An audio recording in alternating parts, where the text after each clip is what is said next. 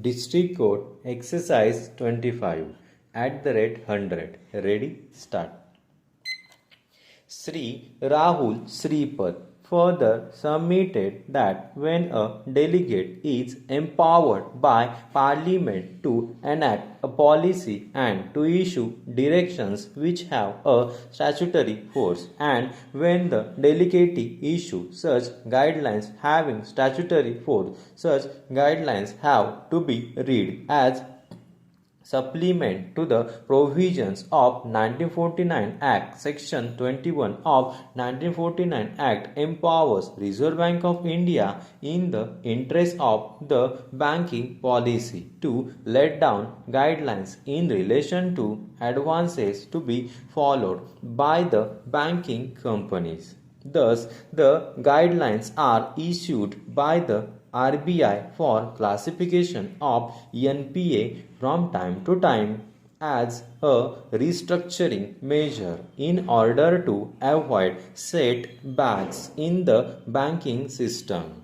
The NPAs do not generate interest and are account receivables. The object of issuance of NPA guidelines by the RBI is to minimize the problem of credit risk. The corporate debt restructuring is one of the methods for reducing NPAs, and such restructuring as a matter of banking policy cannot be treated as trading. One has to keep in mind the object behind enactment of the 1949 Act. The said guidelines are a part of credit appraisal mechanism.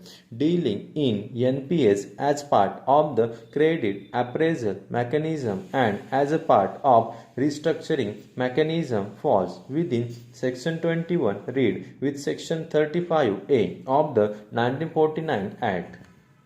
The obligation under a contract cannot be assigned except with the consent of the promises and when such consent is given.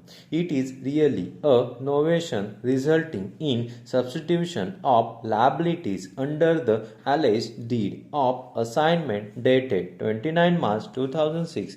Not only the account receivable in the books of SBI has been transferred to fourth respondent, but also the obligation of the third respondent towards its borrower's fifth respondent, including the eighth respondent under the loan agreement secured by deed of hypothecation mortgage, have not been assigned by the third respondent to the assignee, and hence the alleged deed of assignment dated 29 March 2006 is unsustainable in law.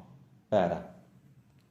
It has been submitted that no proper stamp duty as payable in the state of UP has been paid over the alleged assignment deed when the same is used to enforce rights over the immovable property situated in the state of UP, and before the said alleged deed of assignment is to be considered and taken as a valid document. The same is required to be impounded, and the deficit stamp duty is to be recovered from the party concerned in terms of the provisions contained in the Indian Stamp Act and other laws in force for the time being. The substitution application filed on behalf of fourth respondent was not maintainable, and the third respondent could not be substituted. It had no authority to assign its liabilities toward its customer, that is, fifth respondent. The tribunal, by an expert order, had allowed the substitution application without even issuing any notice on the substitution application to all the concerned parties to the litigation before the first respondent, including the eighth respondent. Para. Moreover, the assignment of debt is not the mode of banking business, and the private respondent cannot be termed as borrower for recovery under the Act number 51 of 1993 Act before the first respondent. Hence, the whole proceeding gets vitiated from that stage itself. The deed of assignment dated 14 August 2008 is invalid and illegal, and the same was executed without paying proper stamp duty as applicable in the state of UP. The petitioner is neither a bank nor a banking company nor a financial institution nor a secularization and reconstruction company under the provisions of SURFACE Act. The petitioner, being a company, is not falling in any of the categories mentioned above, and it cannot be an applicant for recovery of the amount in question before the tribunal under the provision of Act number 51 of 1993. However, the substitution application filed on behalf of the petitioner was not maintainable. No notice was ever issued or served upon the eighth respondent, and the petitioner cannot step into the shoes of the third respondent.